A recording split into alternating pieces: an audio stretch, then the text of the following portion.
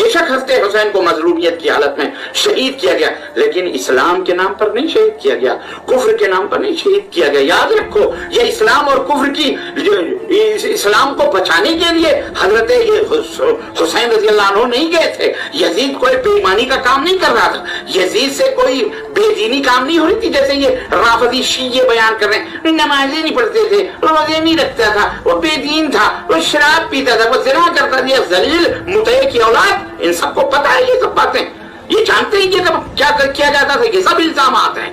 کیا یزید کو حضرت امیر المؤمنین یزید رحمۃ اللہ علیہ کہنا جائز ہے؟ تو میری اس بارے میں جو رائے ہے اور استخارے کے بعد رائے ہے کہ ہمیں محتاط انداز میں ایک دو الفاظ ضرور کہنے چاہیے۔ وہ لفظ آپ اور زیادہ نہیں تو کم از کم اتنا کہنا چاہیے کہ حضرت یزید رحمۃ اللہ علیہ، حضرت یزید رحمۃ اللہ علیہ کہنا چاہیے۔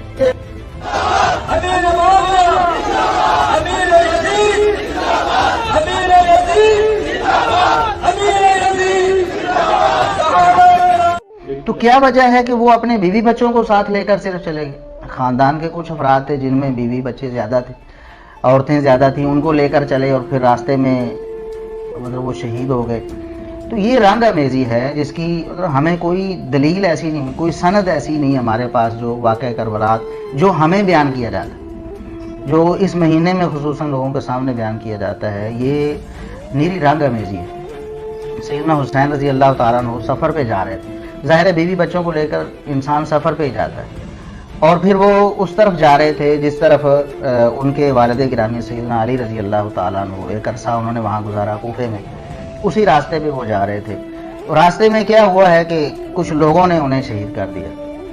انہوں نے دیکھا کہ آ رہے ہیں اور نہتے ہیں، بیوی بچے ساتھ ہیں، اکیلے ہیں، ہمیں ایک موقع مل رہا ہے، اس کو انہوں نے اویل کیا اور سیدنا حسین رضی اللہ عنہ کو شہید کر دیا، اور الزام پھر اس خانوادے پہ لگایا جس کو وہ بدنام کرنا چاہتے۔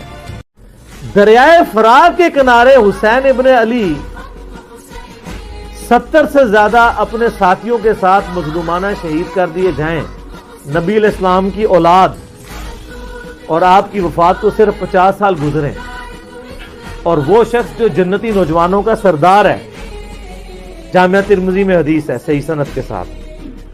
تو اگر حضرت عمر فرات کے کنارے کتا مرنے کا رسپانسبل ہے تو یزید ابن معاویہ کے دور کے اندر یہی واقعہ ہوا ہے نا،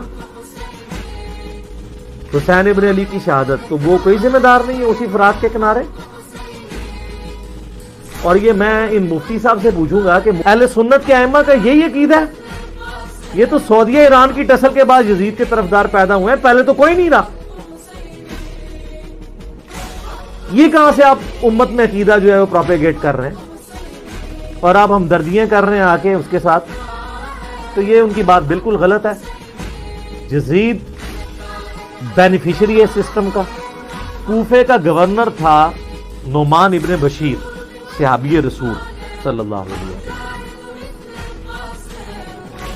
جب حضرت حسین علیہ السلام کے بارے میں پتا چلا یزید کو کہ یہ آ رہے ہیں وہاں پہ اور کوفے سے یہ ایک قیام کریں گے اور دعوت حق لانچ کریں گے، سب سے پہلا اس نے ڈسیژن کیا کہ نعمان ابن بشیر کو کوفے کے گورنری سے ہٹا دیا۔ یہیں سے اس کی 2 نمبری شروع ہو گئی ہے، اور عبید اللہ ابن زیاد کو اس نے بھیجا۔ عبید اللہ ابن زیاد ایک ظالم آدمی تھا۔ صحیح بخاری میں انٹرنیشنل نمبر کے مطابق 3748 نمبر حدیث ہے کہ حضرت حسین ابن علی کا سر کاٹ کر عبید اللہ ابن زیاد کے سامنے تشت میں لا کے پیش کیا گیا۔ اللہ کی لعنت ہو، تمام فرشتوں کی لعنت ہو، تمام لعنت کرنے والوں کی لعنت ہو جن لوگوں نے حسین ابن علی کو اس طریقے سے شہید کیا۔ یہ صحیح بخاری شریف ہے 3748 انٹرنیشنل نمبر کے مطابق، جس میں امام بخاری نے حسین کے ساتھ علیہ السلام لکھا ہے، اور آپ لوگوں کے پیٹ میں آج تک درد ہو رہی ہے۔ دارالسلام والوں نے تحریف کر کے علیہ السلام کاٹ دیے اس میں سے، لیکن سعودیہ کا جو مکتبۃ شامل ہے اس میں موجود ہے، دارالکتب العلمیہ کا جو بیروت کا چھپا ہوا ہے اس میں موجود ہے، اور اہل حدیث کی جو سب سے بڑی سائٹ ہے حدیث کی کتابوں کی، سننا.com، اس میں موجود ہے، اسلام 360 میں موجود ہے، اور اس میں بھی عربی میں علیہ السلام ہے، اردو میں مولوی نے رضی اللہ تعالیٰ عنہ کیا ہوا ہے تحریف۔ یہ ہے تحریف۔ حسین ابن علی کا سر کاٹ کے سامنے رکھا گیا، اس نے کچھ کلام کیا تو حضرت انس ابن مالک پاس کھڑے تھے، تڑپ اٹھے، انہوں نے کہا سب سے زیادہ رسول اللہ کے ہم شکل حسین ابن علی سے۔ تو یہ ان لوگوں کا، اور یہ تھا گورنر کوفہ جو لگایا اس کام کے لیے گیا تھا۔ وہ کہتے ہیں یزید کو پتہ نہیں چلا، اس نے خود ڈسین کیا۔ اچھا جی مان لیا، تو جب یہ خود اس نے ڈسین کیا، اس کے بعد یزید نے پھر یقیناً اس سے عبید اللہ ابن زیاد کو جیل میں ڈلوا دیا ہوگا، کوئی ضعیف روایت ہی لے آئے